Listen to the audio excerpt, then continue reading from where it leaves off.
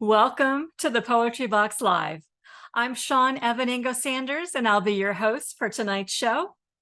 For those of you who may be joining us for the first time, my husband Robert and I run a small independent press here in Portland, Oregon, known as the Poetry Box, where we publish about 20 to 30 poetry books per year, plus our annual journal, the Poeming Pigeon. And for today's show, we are so excited to present a book launch celebration for our 13th issue of the Poeming Pigeon, a journal of poetry and art, which was just released yesterday on Friday the 13th. Today's readers include 21 of our contributing poets sharing their poems from the book. We will also share with you some of the stunning artwork from the issue during the show. With this being our 13th issue of the Poeming Pigeon, naturally, I couldn't resist the temptation to invite poets and artists to submit on the optional theme of superstition, especially when I realized our publication date would fall on Friday the 13th. But what is superstition? Could a superstition merely be a romanticized representation of a habit that eventually turns into a ritual or tradition? More often than not, superstitions are born from fear of something new or not yet understood. When scientific discoveries bring forth answers or new technologies are introduced, they can be met with disbelief or disdain, which often results in a new superstition that may feel more comfortable to believe. Of course, numerology also plays a part in the realm of superstition. Lucky number 7, 666, bad things happen in threes, good things happen in threes, and the granddaddy of them all, number 13. Did you know the first known use of the word superstition goes all the way back to the 13th century? 13. Could that be why the number is considered such a harbinger of bad luck? Well, like Taylor Swift, I've always had good things happen on Friday the 13th. And I have to admit, I'm feeling quite lucky to publish such wonderful writers and artists for this particular issue. You might recall that I mentioned the superstition theme was optional, but instead of creating a separate section of superstition poems, we decided to let the poems reveal a conversation with each other and with the artwork. And so just as superstitions have a way of inserting themselves into our everyday lives, the superstition-themed poems in this book weave themselves in and around the poems on a multitude of topics. We hope you enjoy these offerings of today, and may the only black cat in your path be this adorable, mischievous feline gracing our front cover. I'm going to start our show with a little bit of our artwork. Now that you've seen our fantastic book cover featuring that adorable black cat and a painting by Beverly Ash Gilbert, well, we also have a few other paintings in the book by Beverly. Here is Moon Dance, an acrylic on canvas. We fell in love with Beverly's use of color and how this piece really evokes a sense of sisterhood, storytelling, and spell chanting under a full moon. And speaking of full moons, here we have African Gray at the Pyramids, which is a digital collage by Dale Champlin, who has been making collages since the 60s.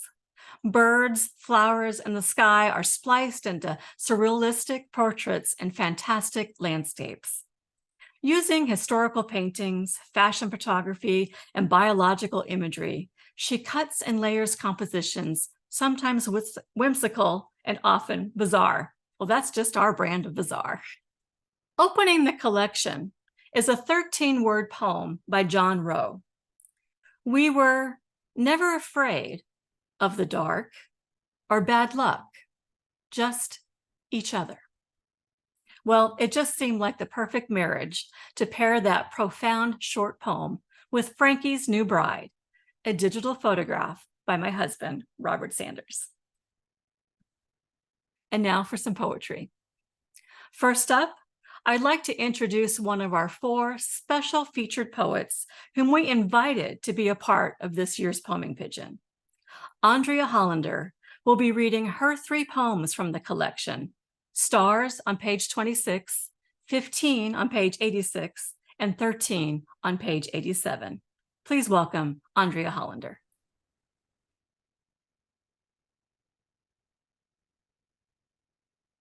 All right. Well, first of all, thank you, Shawn and Robert.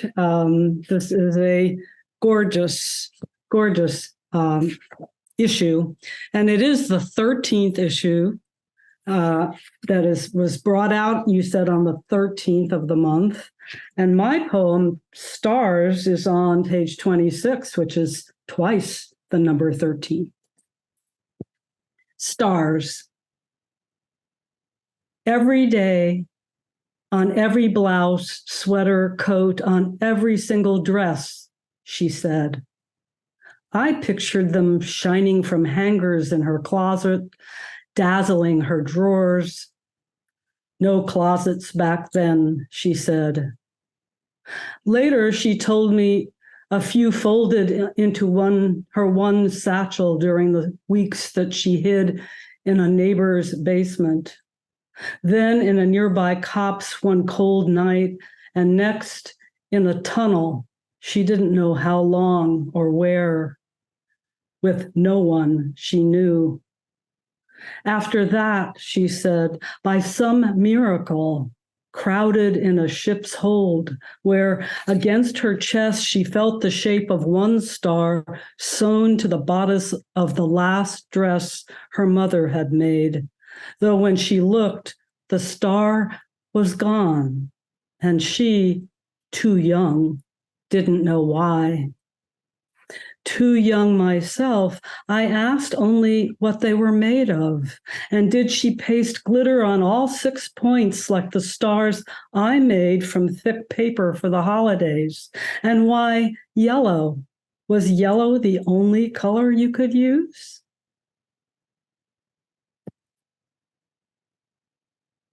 Thank you. These are all poems from my much younger years. That was, I don't remember exactly how old I was, but too young to know what the reference to the yellow stars were. 15. After the dance, we stand on the stoop at my front door, an eclipse of gray moths celebrating the porch light my parents left on. I want him to kiss me. I want a story to tell those girls at school, to finally be one of them. But now he's let go of my hand, and I fear there will be years of this. A man at my threshold, not quite looking at me, and I not quite looking away from him.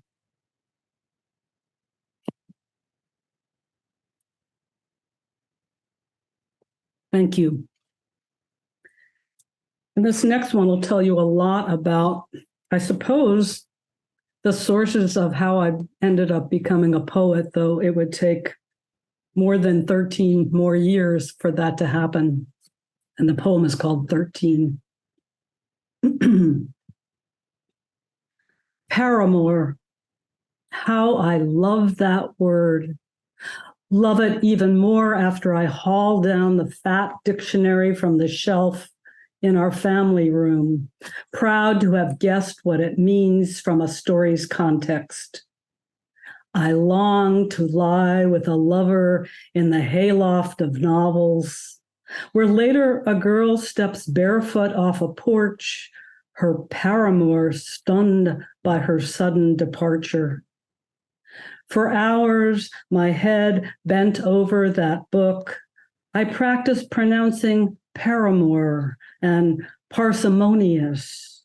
I lose myself in the intricate histories of brothel and bohemian. I wade into runnels, hike along fords, wander deserts in the country that gave us ottoman. We have one in our living room.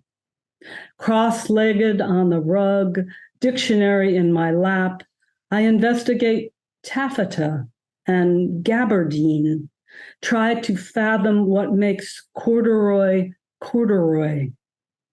Keen to inhabit whatever I read about, I open at random and find myself a tag-along or a gadabout. Thank you.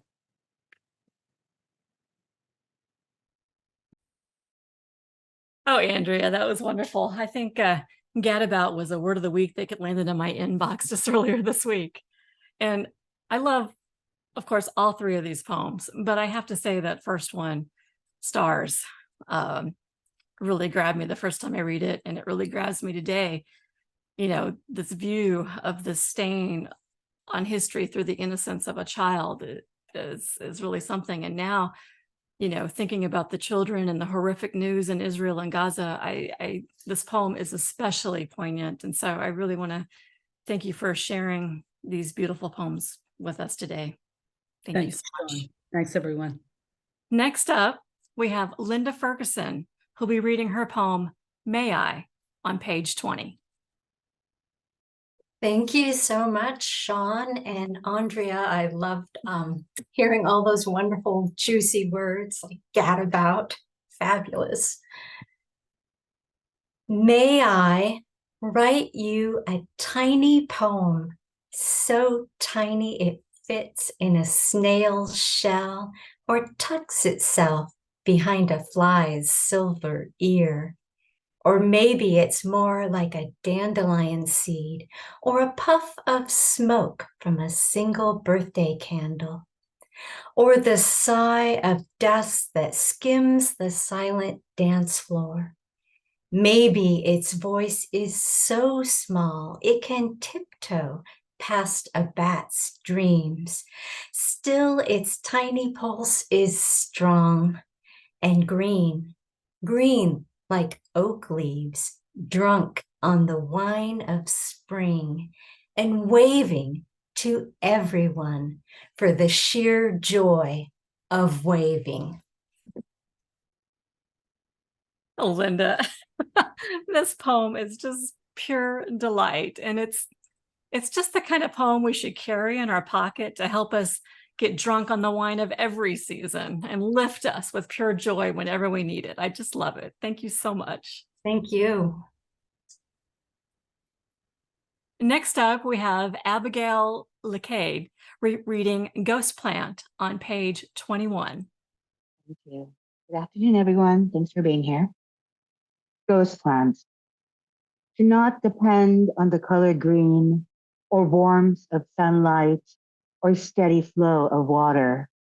To subsist in dark areas in the understory of thickest forests, hidden from view, only reached by trained eye and resolute endeavor. Herbaceous perennial with waxy, translucent white petals like black or pink, whose heads point downward as though in deepest contemplation, plotting schemes or intrigue, harvested to heal and beautify and restore. O ghost plant, M. uniflora, rarest wildflower, Dickinson's preferred flower of life, teach me your sovereignty, your freedom from need and stark, unyielding beauty. Then teach me to feed upon hosts, consume their sweetness for my own, grow relentless, uncompromising, creature unable to feel desolation. Thank you.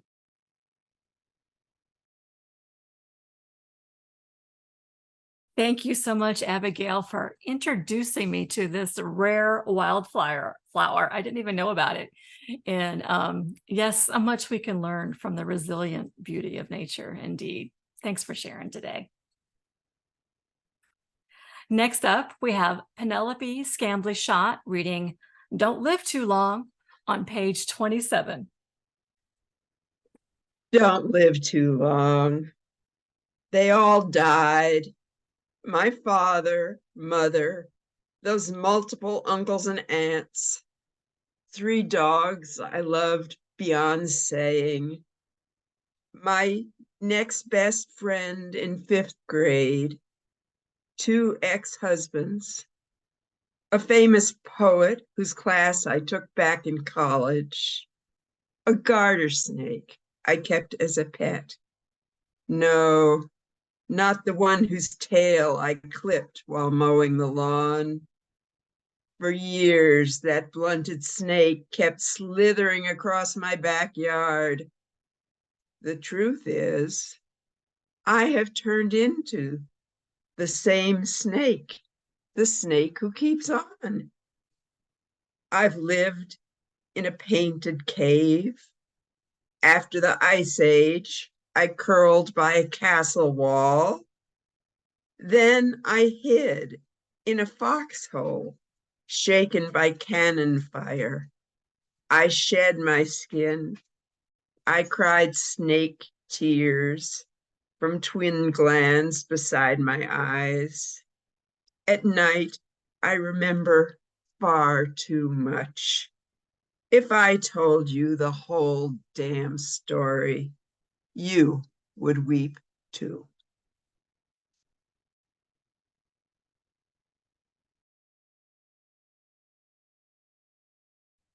Wow. Thank you, Penelope. I sometimes wish we could shed our own grief as swiftly as a snake would shed its skin. Maybe that would make loss a little easier. Okay, we're going to switch gears and look at a little bit more art. Well, how apropos that our next piece is S is for snake, a paste paper collage with calligraphy by Patty Palmer Baker. Patty is a Portland artist and poet whose artwork reflects her love of words. She studied calligraphy for several years and later learned the ancient art of paste paper, enabling her to pair her poetry with images she created out of this art form. And here we have Honeybee with Red Tutu, a digital enhanced photo by Oregon artist and poet Joan Rush McCulloch. This piece has an almost eerie quality that is brought to life by a particularly haunting poem that you'll see in the book by Katie Brown. And here is Birds Dream of Trees, a photo collage by Linda Briskin. Linda is a fine art photographer who is intrigued by the permeability between the remembered and the imagined, and the ambiguities in what we choose to see. And now for some more poetry. So in companion with Linda's Birds Dream of Trees, let's hear Dale Champlin read her poem, 13 More Ways of Looking at Blackbirds, on page 33. 13 More Ways of Looking at Blackbirds, after Wallace Stevens. 1. 100 blackbirds roosting in a tree are of one mind. 2. Brittle black branches, cold winter sky, a flock of blackbirds settle, the tree covered in stark black leaves. 3. Blackbird, black feathers, perfect yellow sequin eye stares. 4. Blackbirds swirl night on quick wings. 5. A blackbird aria, the brown female listens. 6. A hand-sized blackbird silhouette punches a hole in the starlight. 7. Blackbird flight, scissor-sharp beak slices the headwind, sheared slipstream recedes. 8. Ear-piercing call, air-piercing flight, sharp knife-cut blackbird. 9. Blackbird uplifted, black water flowing under. 10. Snow-covered meadow peppered with flitting blackbirds. 11. Blackbird shadow, black cloud cover arrives at light speed. 12. Blackbird sings, westward wings, night brings. 13. Flagrant blackbird, brash minstrel, struts center stage.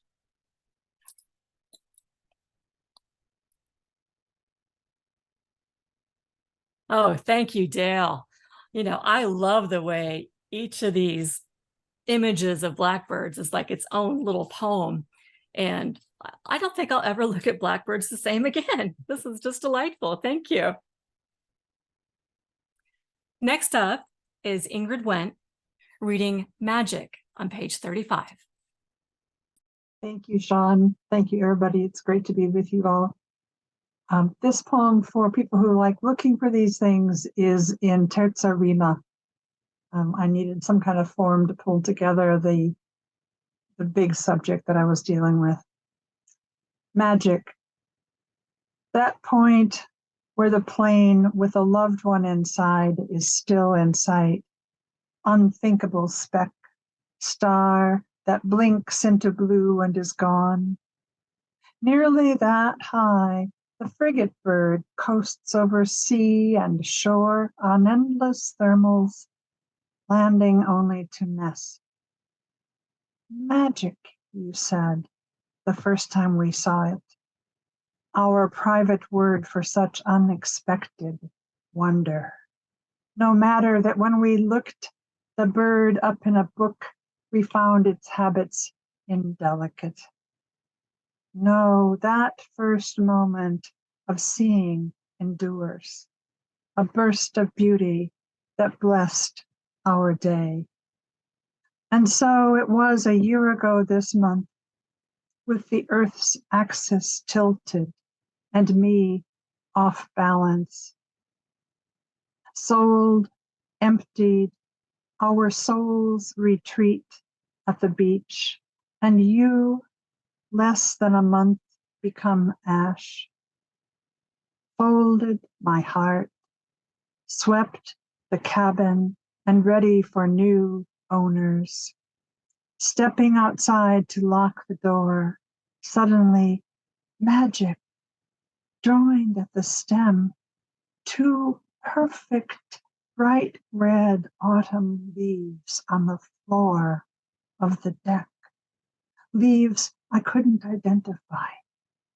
Everything else nearby was green. Ay, mi amor.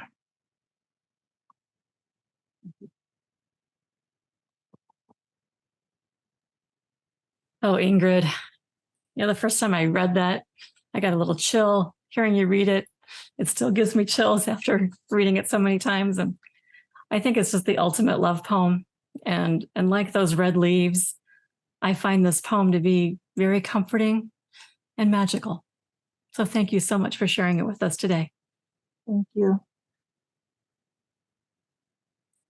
Next up, we have Joanna Scandifio reading Milagros, Healing Charms on page 49. I'd like to thank everybody for coming and listening to us. I appreciate everyone who has taken the time out of their day to listen to these poems. Milagros, Healing Charms. If you're offered one, don't lose it. Hang it over your bed or near your computer to prevent glitches. My sister pins one on her bra just before and after her mammogram. Call it a placebo effect, hocus pocus. Data scientists marvel at how even when patients are told their pink pill has no medicine, they walk on water. This is the mystery of a milagro. Doctors say miracle when they witness how my sister, after chemo, radiation, and more chemo, smiles like she just won the super lotto. It's not that she's better. Her thoughts are. My sister is a true scientist. When we go to the corner bodega, she always buys a dozen small charms, ones with gold leaf paint. The owners swear are 14-karat gold. This is the miracle of a milagro. My sister doesn't argue. You think she gives these charms to her friends and enemies so their chakras open, but no. She wants to study whose charm tarnishes whose charm glows. I hide mine under my shirt. When the lights go off in her room on the 6th floor of the hospital and her breathing machine falters, my sister's belief that my dime-sized milagro is solid gold keeps her out of trouble and the whole hospital humming.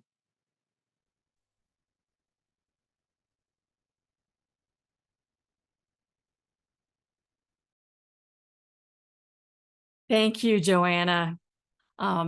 This poem is such a powerful testament to our own mysterious powers of healing and such a lovely metaphor for our own life force. So thank you so much for sharing it with us today. Okay, so every once in a while, I have the honor of publishing someone for their first time. And that's the case with our next reader, Robert Sanders, reading I Was Told on page 51. I was told. I'm a boomer, not a baby born of returning war hero reunion. No, I'm the result of a late night, drunken, frenzied rape. Or so I was told. I was told if I stepped on a crack, I'd break my mother's back. My mother was broken, but not her back. Like her mother, she lived to be over 100. Her mother hated children, thought they all stepped on cracks. I was told Eve came from the rib of Adam, that Eve, and therefore all women, are the root of all evil. How many of them or their children came from a late night, drunken, frenzied rape? I was told John Wayne exemplified the great American man, as did Charlton Heston, and don't forget Columbus, Custer, Jackson, Grant, Nixon, and Reagan. I miss Walter Cronkite. I was told to fear Negroes. I didn't know what those were. I was told to be very afraid of homosexuals. It was made very clear what they were. And I was told to be extremely afraid of homosexual Negroes. I was told America is the greatest country on earth, one nation, under God, indivisible. Or is it God invisible? Praise the Lord and pass the ammunition. The bomb was going to end the world. The bomb was going to save the world. We needed more bombs. It's better to be dead than red. I was told to duck and cover. We were told freedom isn't free. We had to fight the Viet Cong, or our way of life would be threatened. My good friend Greg Staples fought to save America from doom. My good friend came home with a flag and a coffin. We were told war was for good. It wasn't. We were told it had to be finished. It already had. We were told our boys weren't sick from Agent Orange. They are. We were told every soldier will be taken care of. Another lie. I was told your father and his father and all fathers before. I was told they all hate war, but they love their country more. I was told it's your duty, your honor to protect this great nation from foreigners, the indigenous, Negroes, commies, homosexuals, non-Christians. I was also told to never use the word hate. I was told it was too powerful of a word. I never learned to use that word. I guess for once, I did what I was told. Thank you.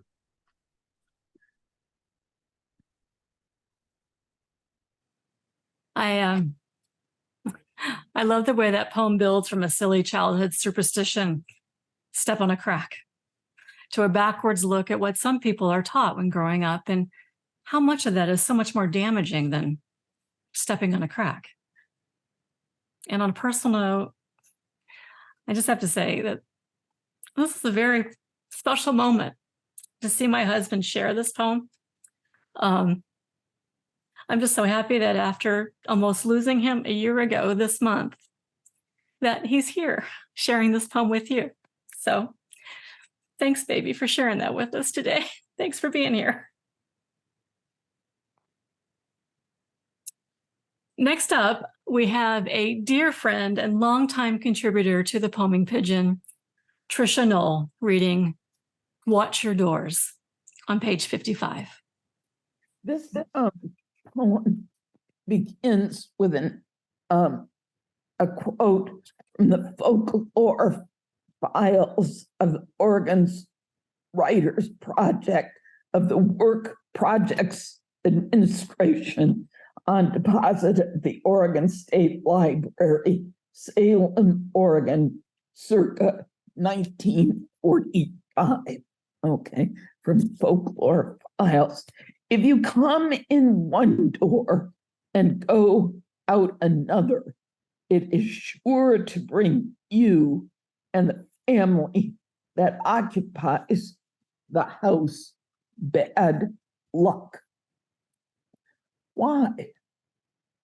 Use the back door if you're coming from the barn with muck shoes. Save the front door for elders, tax collectors, and UPS delivery people. Let your lover out the back door where he parked his motorcycle under the willow tree. Let graces of draperies consume him, where he can pretend to be a statue or sneak off into the cornfield. We creatures of habit. The dog seeks the door that opens with a pushing leap to the handles.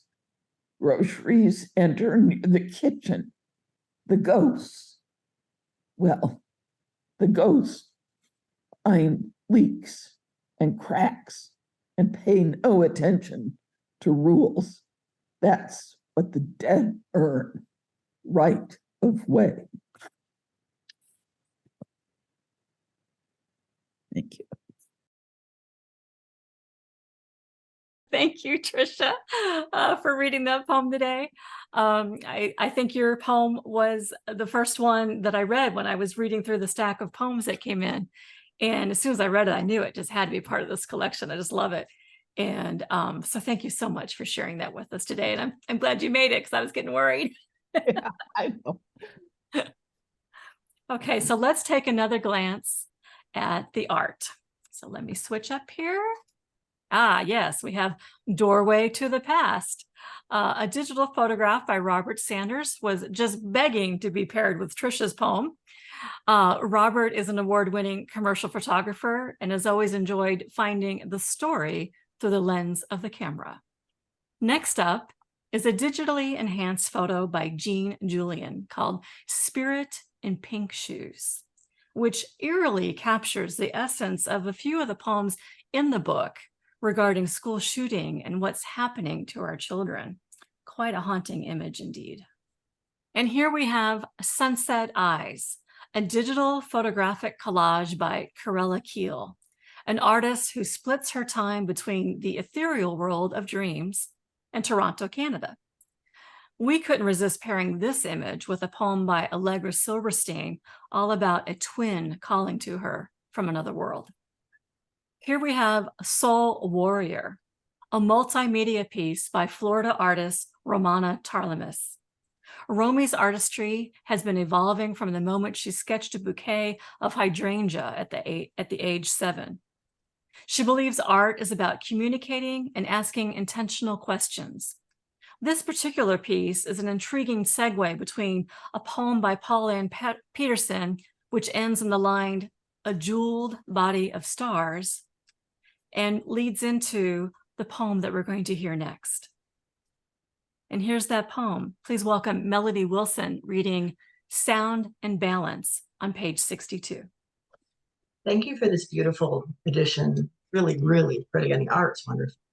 This poem is Sound and Balance, and it has the epigraph after the Highland Park shooting, July 4th, 2022.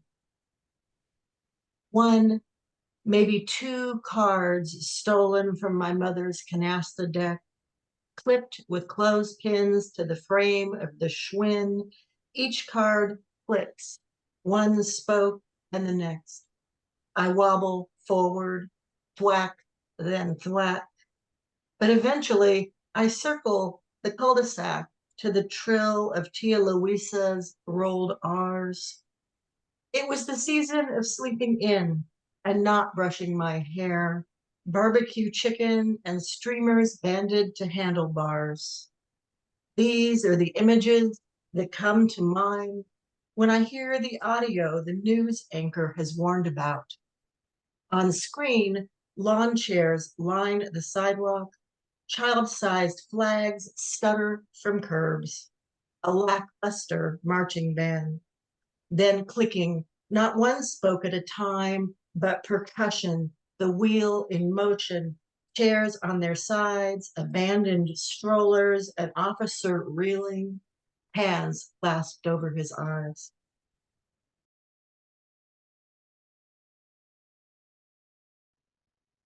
Melody. When I read this poem for the first time, I have to say it kind of took my breath away. That swift turn that you make from this wonderful nostalgia to modern day tragedy is powerfully deft in its message. Yeah. And it's definitely one that I wish our lawmakers would read. So thank you for writing it. Next up, we have Leslie Hodge reading The Big Question on page 73.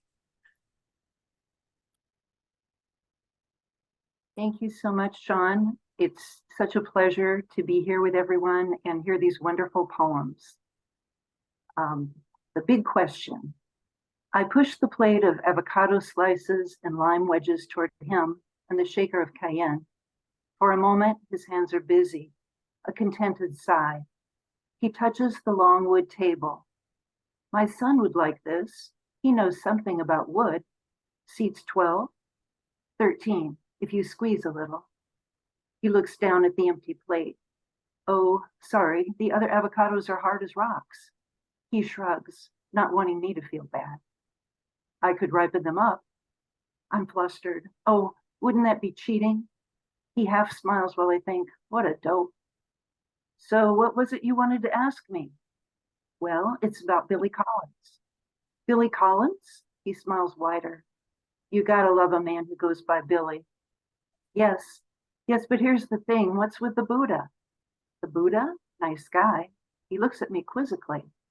I mean, in the poems, you know, the one about shoveling snow over his shoulder like a mountain, and the one where the Buddha gets off the dashboard and starts walking, you know. Chuckling, he lays his hand on mine. In his glittering eyes, galaxies collide. Honestly, I have no idea. Oh, gosh. You know, Leslie, I'm a big fan of Billy Collins, so I love this poem. And this idea of this imaginative conversation with God is it's just delicious in every way. So thank you so much for sharing it with us today. Next up, we have Joel Savajinsky reading Salt on page 76. Thank you, Shawn and Robert, for this beautiful publication and this opportunity. And this is a short poem about a superstition. It's entitled Salt. In winters such as this, workers spread crystals on the walks to melt the snow, their salt seeds sending up faint starlight when our own sun sends down its shafts. I hesitate, not knowing whether to pick up a pinch of this seasoning to throw over my shoulder in a bid for good fortune, or instead just rub this alien spice into the wounds of my yesterdays. But neither belief nor metaphor can win this contest between prudence and remorse, returning me to the task of walking this season's life without prophecy or oracle, cliche or convention, to serve as a guide. Thank you.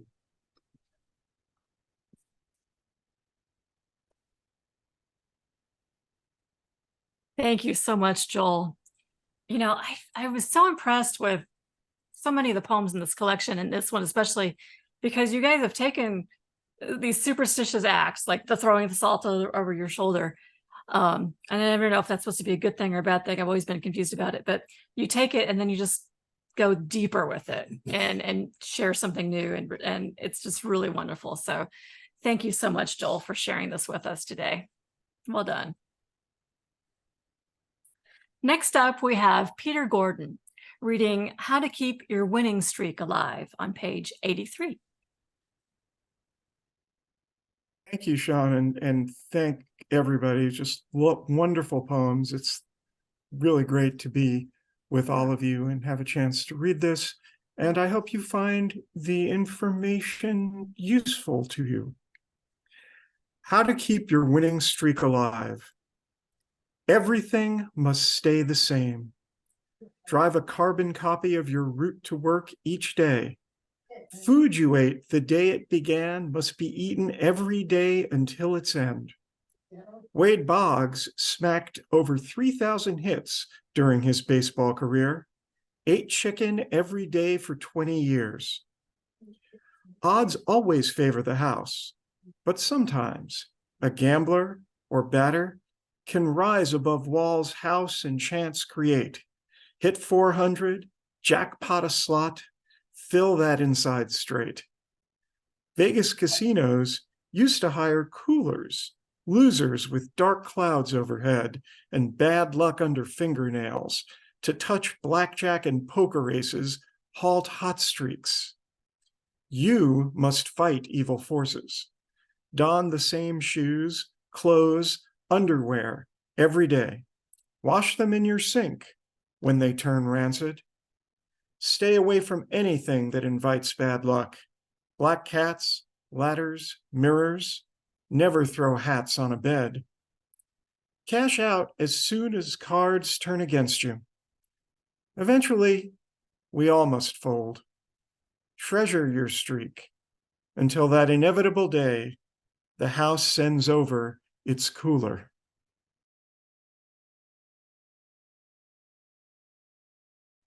Oh man, everybody's just landing the ending of these poems.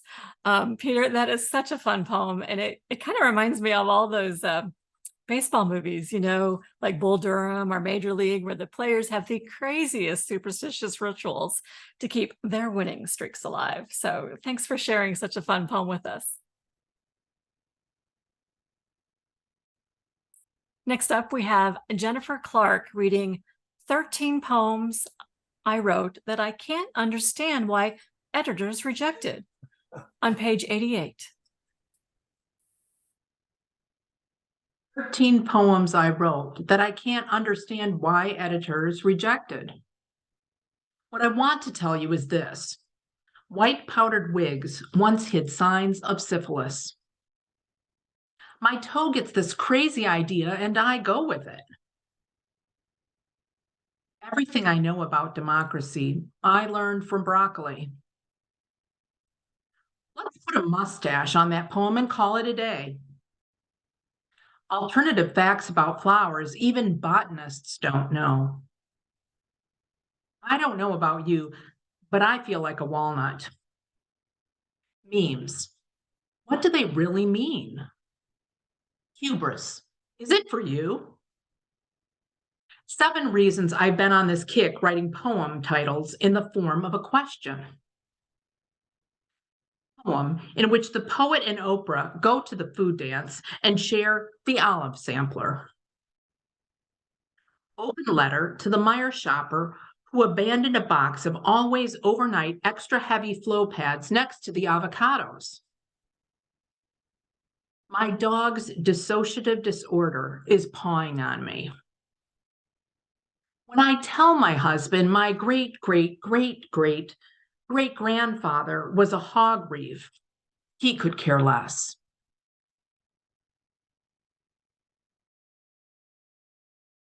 Was everybody laughing during that poem? That's so much fun. And Jennifer, I think we can all relate to trying to understand why editors don't choose our poems, and also how the right title can make all the difference. And I love, let's put a mustache on that poem and call it a day. Well done. Next up, we have Doug Stone reading Apprentice on page 92.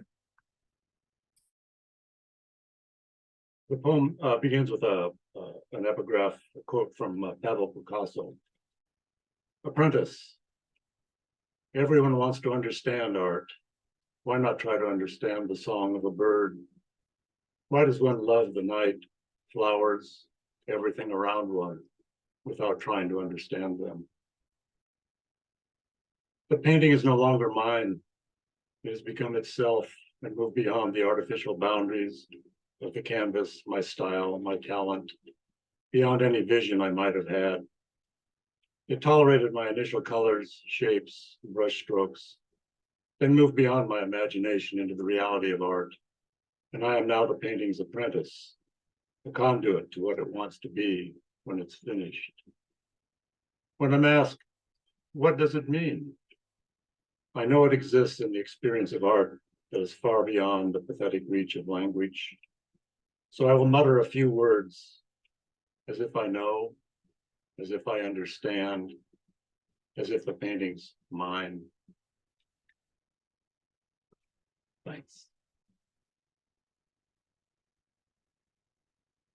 Thank you, Doug. You know, the way you speak of painting in this poem, you know, reminds me of how in writing poetry, we often let the poem take the lead and tell us what it wants to become, what story it wants to tell, and how we are sometimes merely the instrument of the muse. So thank you so much for sharing that, Doug.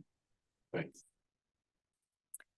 Well, and speaking of painting, it's time for us to check out some more art. Here we have Winged Colors, an acrylic painting on canvas by Estelle Meadoff, and shared with us courtesy of her daughter, Jan Barris. At age 55, when her husband died, Estelle moved to London and became a painter. Well, obviously that was a good idea, as she went on to win several awards, and she lived to be the age of 104. I think creating art must be very healthy. And now we see how Estelle passed down the artistic gene to her daughter, Jan Barris. In addition to being an artist, Jan is an award-winning novelist, filmmaker, screenwriter, and poet. Her drawing Opinions pairs wonderfully with a poem in the book about siblings who can't quite agree about how to care for their ailing mother, or politics. Here we have Colors in the Rain. It's one of 4 paintings in the book by Vermont artist Elaine Franz Witten. Her artwork has been shown in over 130 national and international exhibitions, winning numerous awards in both painting and sculpture. Elaine has a way of capturing what she observes in nature and giving voice to how it affects her through painting in a semi-abstract or poetic realism style. And here we have Vessel, an oil painting on canvas by Seattle artist Judith Skillman. Judith paints expressionistic work in still life and seascape. She is interested in the feelings engendered by the natural world. Later, you will hear a poem by Vivian Popperell that we paired with this painting. And now for our last set of poets. Next up, we have Judith Montgomery reading Baby Grand on page 95. Thank you, Shawn, for having me and everyone for zooming in today. Baby Grand. Stepped up on the box beside Mrs. Hasleck's Baby Grand. I eye its flat ivories, the bumped up ebonies that every Monday suffer under my first grade hands. But today is special. My mother's brought me to be measured for ballet tutu and bodice, stiff blue tulle stitched to starry silk. My teacher's hands slip around my waist. My skin begins to tingle under thumb and paper tape, thrums to touch, to the strip that holds its own charge as it feathers my spine. A delicious shiver passing between shoulder blades where angels' wings will grow if I am good. I don't want the measuring to stop, so long as paper trembles by my belly button, grazes my knobby bones. The tape is making its own hunger. It circles my hollow chest, the hidden pink flat buttons. My mother names the shiver goosebumps, but neither she nor my teacher can guess how my body's every cell welcomes thrill, tremolo of bones in ankle, elbow, wrist, or how I want the tremble to go on and on, to be measured forever. Too soon, I must step down, put on my coat, go home. Only my body hopes if that quiver might happen with any future touch, if there will be again arpeggios of skin flash, sparks to play me, wet me, shock me back to 6.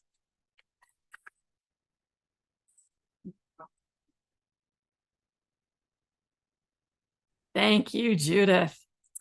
My daughter once told me about how when she was 7, she had a similar realization. And so this poem really struck a chord, you might say. And by the way, I did send it to her and she absolutely loved it. Next up, we have Susan Donnelly reading Relying on a Nutshell of Hope on page 115. I want to thank everyone for sharing these delightful works and for those of you who came to listen. But they're all so inspiring and just a treat. Relying on a Nutshell of Hope. The woman carries a single acorn in her hip pocket, one collected from a Portuguese green oak that has thrived 500 years in parched Iberian soil.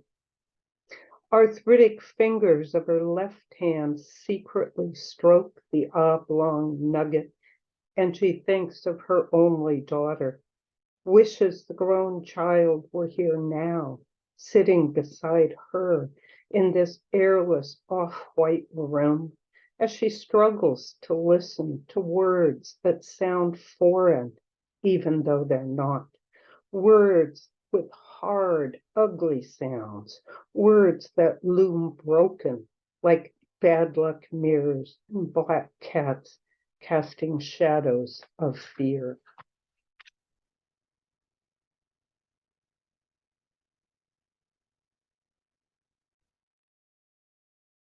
You know, isn't it fascinating how we can have these little personal talismans to carry and how such a tactile experience like rubbing an acorn or a worry stone can really help put us at ease. It's kind of magical. So thank you so much for sharing that with us today, Susan. That was wonderful. Next up, we have Colette Tennant reading Folk Advice for My Newly Divorced Daughter on page 118. Thank you, Shawn. I just want to give a shout out to my student who also has a poem in here, Portrait with Titian on page 94. She's going to have to watch this from her new home in England, but Folk Advice for My Newly Divorced Daughter. When the moon shines full on your cast iron skillet, watch for a man with a warm heart. If you see a one-eyed cat on your way to a wedding, turn around, because that guy will look at things from one angle only.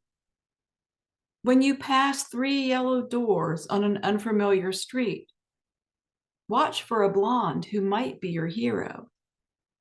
When you dream of swimming across a river, just break up immediately. If the wind wrenches your umbrella till it looks like exposed bone, he won't protect you in a street fight. Put 3 acorns on your doorstep the first full moon of winter. The next man to come to your door might be the one.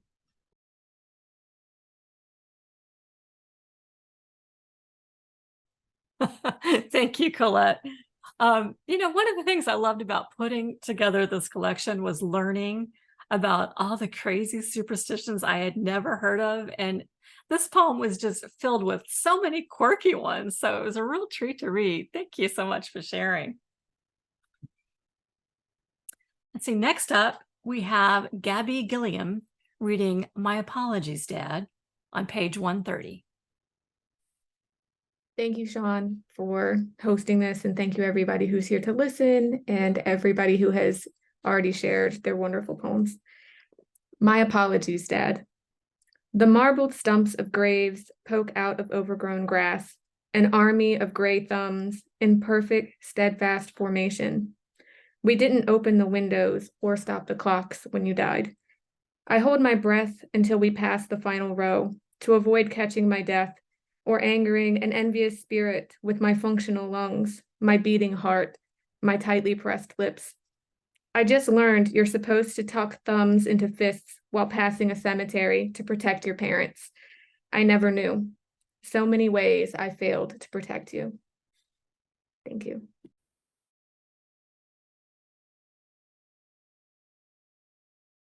Thank you, Gabby. I love how you portrayed the gravestones as an army of gray thumbs and then connected that image to the superstition about tucking our thumbs into fist when passing a cemetery. I have to say, I never knew that one either. So thanks for that today. Next up, I mentioned that we were going to have a poem that goes with Judith Skillman's painting of the vessel.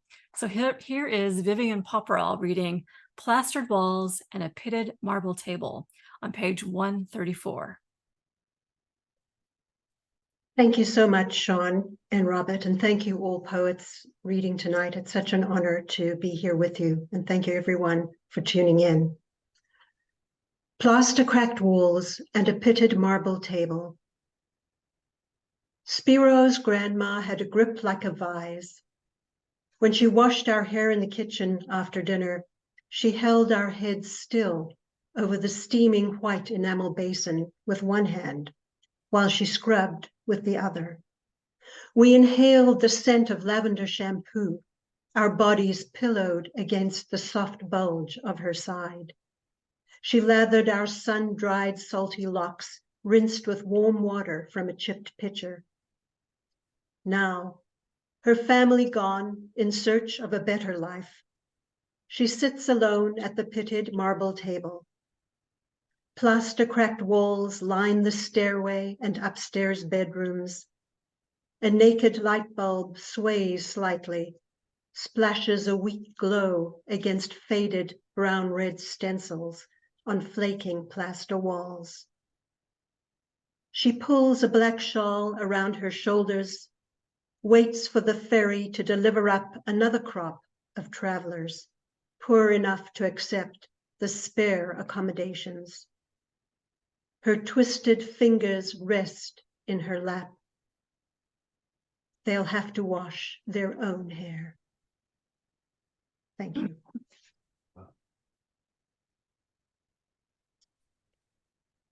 Vivian, the images that you describe make this such a visceral poem. And it takes me back to when my own grandmother used to wash my hair in the sink when I was young. And boy, that last line, bravo, just bravo, Vivian. Beautiful.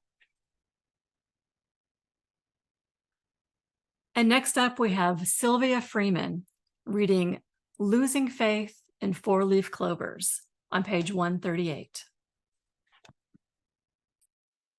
Wow, well, so many beautiful poems, and this collection is just really a beautiful book. I'm so happy to be a part of it.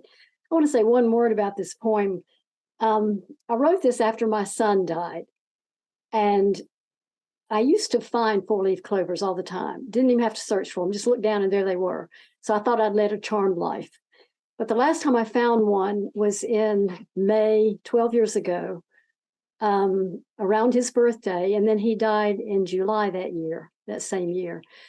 And since that time, I have never found a four-leaf clover. So I've changed my idea entirely. It's not a good omen at all. And I guess either I block them out or I just don't see them. I'm not sure what's going on there, but I haven't found one since. Losing faith in four-leaf clovers. Last time I found a four-leaf clover, spring of that earth-shattering year, I brought it carefully inside to dry, placed it between random pages of the Odyssey, heaviest book on the shelf. One leaf placed against what good can come of grief, the second at the water's edge.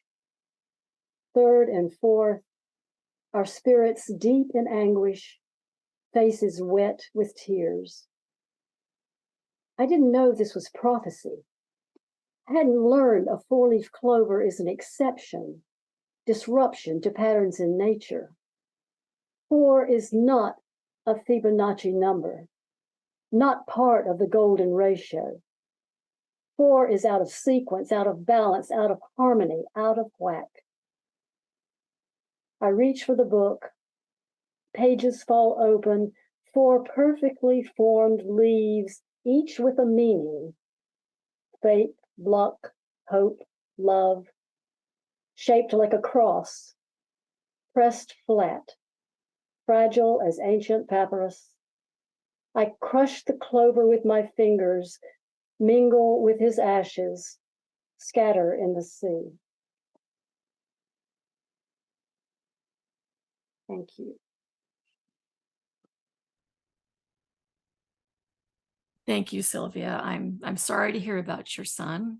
And I don't think I'll ever look at a four-leaf clover the same again. Thank you for sharing this beautiful poem. It was really quite a lovely way to end our reading today. So that's it. We did it. We made it through the whole list. Yay. Let's have a big round of applause for all of our artists and poets. Thank you, poets, artists, our audience, for joining us for our special Poeming Pigeon edition of the Poetry Box Live. It really means the world to us that you joined us here on Zoom to celebrate so much beautiful poetry and art. I want to remind everyone that we are currently open for submissions for our 14th issue of the Poeming Pigeon. So send us your poems and artwork. You can simply go to thepoetrybox.com and select the Poeming Pigeon on the top menu for all the details and guidelines. We do have 2 more shows this year. First, we'll be having a special midweek edition of the Poetry Box Live on Wednesday, October 25th, to launch Uprooting, Leaving the Abuse Cycle. It's edited by Jade Rosina McCutcheon and Kristen Thomas. It's in recognition of Domestic Violence and Sexual Trauma Month, and we will be having, it's an anthology. We'll be having several readers from that book, and then also having a short open mic at the end. And then in November, on November 11th, on Saturday, we will be featuring 3 poets to launch their brand new collections: Amelia Diaz-Ettinger, Gerald Ramsey, and Karen Gukin. So to make sure you never miss a submission opportunity, new releases, or upcoming shows, you can subscribe to our newsletter by going to thepoetrybox.com, where you'll find a sign-up form at the bottom of every webpage. Thanks again for joining us today. I hope you have a wonderful rest of your weekend, and we'll see you next month. Feel free to unmute yourself if you want to chat with the poets or have any questions. Thank you, everybody. Shawn, you are the most Shawn. articulate MC. What a lovely job you've done with us all today. We all feel so appreciated. Thank you. Yes, it was beautiful. Truly my honor to have all of you read today. Such a special day. It's impressive how much we fit in 1 hour and 10 minutes. I was worried it was going to go much longer. Great. I'll just add the thought, Shawn, I think of you sometimes as kind of a weaver, who kind of knits together or weaves together all the poems and the artwork. So that's a very great artistic skill, which I thank you for.